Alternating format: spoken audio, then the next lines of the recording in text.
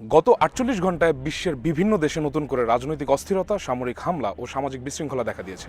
২০০১ সালের ১১ সেপ্টেম্বর যুক্তরাষ্ট্রে সংঘটিত হয় ভয়াবহ সন্ত্রাসী হামলা 9/11, যার ২ যুগ পরে এসেও প্রতিনিয়ত সারা বিশ্ব জুড়ে এমন অসংখ্য ঘটনা ঘটছে যেগুলোর প্রভাব পড়ছে ভূ রাজনৈতিক পরিমণ্ডলে। চলুন জেনে নেওয়া যাক গত ৪৮ ঘণ্টায় ঘটে যাওয়া সেই গুরুত্বপূর্ণ ঘটনাগুলো। ১২ সেপ্টেম্বর রাশিয়ার উত্তর পশ্চিমাঞ্চলের লেনিনগ্রাদ অঞ্চলের প্রিমোর্স্ক বন্দর এলাকায় ড্রোন হামলার ঘটনা ঘটেছে। প্রিমোর্স্ক বন্দর বাল্টিক সাগর সমুদ্র পথের গুরুত্বপূর্ণ অংশ, তাই এই অঞ্চলে হামলা নেটো সদস্য দেশগুলোর নিরাপত্তা উদ্বেগ বাড়িয়েছে। এতে রাশিয়ার সামুদ্রিক বাণিজ্য ও তেল রপ্তানির নিরাপত্তায় গ্লোবাল এনার্জি মার্কেটে উদ্বেগ তৈরি হয়েছে। ৮ সেপ্টেম্বর প্রধানমন্ত্রী ফ্রঁসোয়া বেয়ারুর পদত্যাগের পর ১০ সেপ্টেম্বর ফ্রান্সের নতুন প্রধানমন্ত্রী হিসেবে শপথ গ্রহণ করেন সেবাস্তিয়ান লেকর্নু। ব্লক এভরিথিং আন্দোলনের জেরে প্যারিসের রাজপথে জ্বলছে আগুন, ব্যারিকেড আর জনরোষে থেমে গেছে জনজীবন। এখন পর্যন্ত এই আন্দোলনের ফলে আটক হন ৫৪০ জন বিক্ষোভকারী।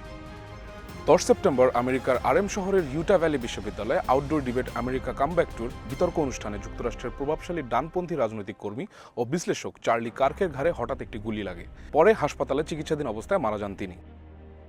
১১ সেপ্টেম্বর হুথি নিয়ন্ত্রিত ইয়েমেনি সশস্ত্র বাহিনীর ক্ষেপণাস্ত্র ইউনিট একটি প্যালেস্টাইন 2 সুপারসনিক ক্ষেপণাস্ত্র নিক্ষেপ করে ইসরায়েলের দখলকৃত নেগেভ অঞ্চলের একটি সামরিক ঘাঁটিতে।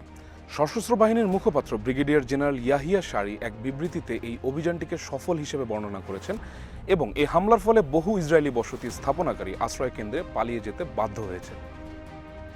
১১ সেপ্টেম্বর ব্রাজিলের সাবেক প্রেসিডেন্ট জোইর বলসোনারোকে ২৭ বছরের কারাদণ্ড দিয়েছেন দেশটির সুপ্রিম কোর্ট। ২০২২ সালে নবনির্বাচিত প্রেসিডেন্ট লুইজ ইনাসিও লুলা দা সিলভাকে সামরিক অভ্যুত্থানের মাধ্যমে ক্ষমতাচ্যুত করার ষড়যন্ত্র সহ ৫টি অভিযোগের সবকটিতে বলসোনারোকে দোষী সাব্যস্ত করেন ৪ বিচারপতি।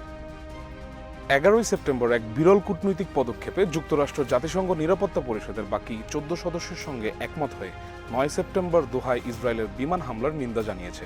বিষয়টি ওয়াশিংটনের দীর্ঘদিনের ইসরায়েল সমর্থন নীতিতে বড় এক পরিবর্তনের ইঙ্গিত দেয়।